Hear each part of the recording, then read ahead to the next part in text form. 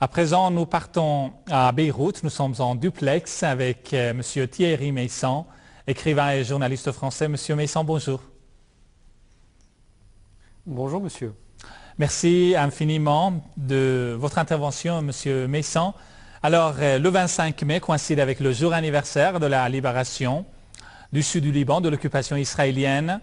Alors, bien sûr, le Liban a toujours fait l'objet de la convoitise du régime sioniste dans la région, mais aussi des puissances extra-régionales comme la porte d'entrée du Moyen-Orient, M. Meyssan. Mais, comme l'a souligné le secrétaire général du Hezbollah, la résistance a toujours été un facteur d'empêchement de l'expansionnisme du régime sioniste dans la région. Alors, avec la résistance, M. Meyssan, avec la victoire du Hezbollah libanais, victoire militaire mais aussi politique, qu'est-ce qui a changé sur le plan régional et international? Dans quelle mesure la résistance a pu modifier la donne régionale et internationale au cours des 10 dernières années, M. Meyssan? Bien sûr, c'est un processus assez long, puisqu'il y avait un déséquilibre considérable dans cette région. Bon, pour faire vite, on se souvient que les grandes puissances ont joué pendant des années une sorte d'équilibre entre la petite colonie juive de Palestine et l'immense population arabe qui l'entoure. Et il n'y avait aucune perspective de casser ce pseudo-équilibre qui est en fait évidemment une forme de déséquilibre en soi. Ce que la résistance libanaise a fait, c'est de bouleverser tout ça, et de bouleverser ça dans un laps de temps qui finalement est très court, puisque là on parle d'une dizaine d'années. En fait, si on regarde depuis l'invasion de 82, bon, ça va nous donner 28 ans pour changer complètement la donne, avec de très petits moyens. Comment finalement le peuple libanais, un tout petit peuple dans cette région, peut réussir à changer l'équilibre général alors que l'on voit des grands pays comme l'Irak entièrement dévastés. Eh bien, ce qui a changé, c'est qu'aujourd'hui la peur a changé de camp finalement. Jusqu'à présent, les peuples arabes ne pouvaient que baisser les bras devant une sorte de fatalité. Et aujourd'hui, le Liban ne se sent plus menacé, mais alors plus du tout. Et c'est au contraire l'État d'Israël qui doit expliquer qu'est-ce qu'il fait là, pourquoi il existe et pourquoi il existe de cette manière. Donc, M. Meyssan, dans ce nouveau rapport de force, l'entité sioniste souffre d'une crise de légitimité. D'ailleurs, cette crise de légitimité a toujours existé. Alors, à l'heure actuelle, M. Meyssan, où en est-on du Hezbollah, de sa force de dissuasion, de sa puissance sur le plan régional, eu égard en effet aux nouvelles menaces proférées par l'entité sioniste? Alors là, d'abord il faut bien poser comme point de départ ce qu'a expliqué Hassan Nasrallah dans sa dernière intervention, c'est qu'avant tout, cette résistance, ce sont des hommes, des femmes dans ce pays qui se sont battus et qui se seraient battus avec ou sans aide extérieure. Ensuite, ils ont bénéficié d'une aide extérieure considérable en termes d'armement et de formation. Et cette aide extérieure venant de la Syrie et de l'Iran, et plus récemment de quelques autres grands acteurs, je pense qu'on a vu arriver ici des armes russes et chinoises et que ça n'est pas arrivé n'importe comment. Donc par les alliances qui ont pu être construites, par la crédibilité de ce mouvement de résistance qui ne s'est pas écarté de la ligne politique qu'il s'était fixée, notre invité tout à l'heure a expliqué que jamais le Hezbollah n'avait utilisé ses armes pour les conflits politiques intérieurs libanais, mais les avait toujours réservés à la lutte pour la défense de l'ensemble du pays. Bon, le fait de s'être maintenu sur cette ligne parfois pénible à tenir, ça a donné une crédibilité particulière, une confiance dans ce mouvement, ça a permis ces alliances. Et donc aujourd'hui, le Hezbollah est d'abord une véritable armée organisée de résistance articulée à l'armée régulière libanaise. Et d'autre part, il a un armement qui lui permet, par exemple, comme a dit il y a 3 jours Hassan Nasrallah, de fabriquer désormais soi-même les missiles moyenne portée nécessaires pour frapper l'État d'Israël en cas de nouveau conflit, dispose de missiles sol-mer qui sont à même de détruire l'ensemble de la flotte israélienne.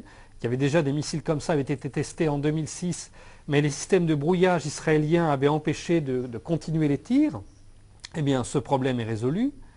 Et il y a apparemment une défense antiaérienne notable qui s'est constituée au cours des 2 dernières années et qui met fin à la suprématie aérienne indiscutable et totale de l'État d'Israël pendant plus d'une décennie.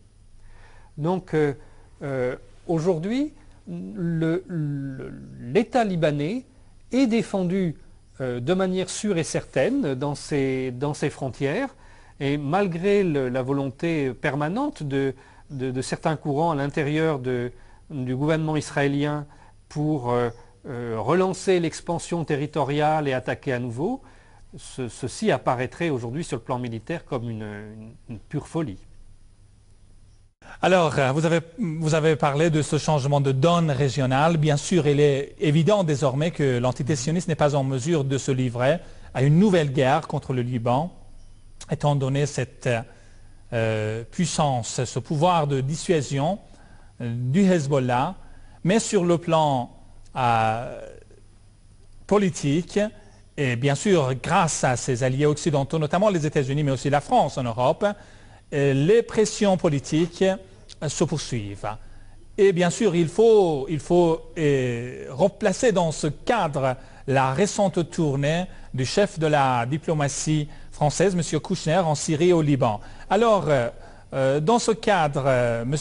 Meyssan, je profite de cette occasion justement de cette tournée, de l'occasion de cette tournée de M. Kouchner dans la région pour vous interviewer sur la position de la France à l'égard justement du Hezbollah, de la résistance libanaise et des récentes allégations proférées par l'entité sioniste sur ce prétendu transfert des missiles Scud par la Syrie au Hezbollah.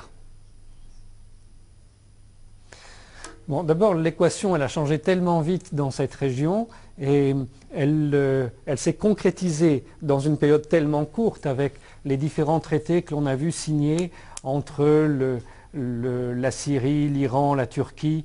Donc tout ce basculement très rapide a pris de court les grandes puissances, principalement, ça l'impliquait dans cette région, principalement les États-Unis et la France, mais aussi d'autres grands acteurs, des acteurs régionaux comme l'Arabie Saoudite.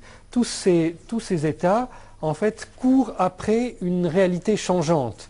Je ne crois pas qu'il y ait aujourd'hui une politique clairement définie, ni des États-Unis, ni de la France, dans cette région du monde. En fait, on est en train d'essayer d'évaluer ce nouveau rapport de force avant de décider de manière définitive d'une politique. Et aujourd'hui, à Washington ou à Paris, il y a des conflits internes, il y a des options différentes qui sont proposées pour cette région, mais personne n'a vraiment tranché. Et personne ne peut le faire parce que les choses ont changé très vite, mais les moyens dont les grandes puissances disposent pour intervenir dans la région, ces moyens-là, eux, n'ont pas changé. Donc, dans ce contexte, la visite de Bernard Kouchner ici, je crois que personne n'en attend grand-chose. C'est plutôt à Bernard Kouchner d'évaluer l'état du changement et de voir quelle ficelle il va pouvoir tirer à nouveau. Mais en plus, Bernard Kouchner s'est beaucoup décrédibilisé dans cette région par une incompétence assez visible quand même, malgré des grandes déclarations comme quoi il connaissait très bien cette région, il a vécu, dit-il, un moment au Liban, c'est exact, et il prétend avoir été un ami très étroit de l'imam Sadr, ce qui fait rire absolument tout le monde. Donc, il a montré par cette manière un peu cavalière de se comporter qu'il n'était pas capable de maîtriser cette situation. Mais encore une fois, ce n'est pas trop le problème d'un homme, c'est le problème du fait que les grandes puissances n'ont pas de politique de rechange. Pour le moment, elles ne savent pas quoi faire ici. Elles ne peuvent que observer que l'État d'Israël, aujourd'hui, n'a plus les moyens de son expansion, que cet État même est menacé dans son équation intérieure, le type de régime qu'est le sionisme, avec une discrimination entre une partie de la population et une autre.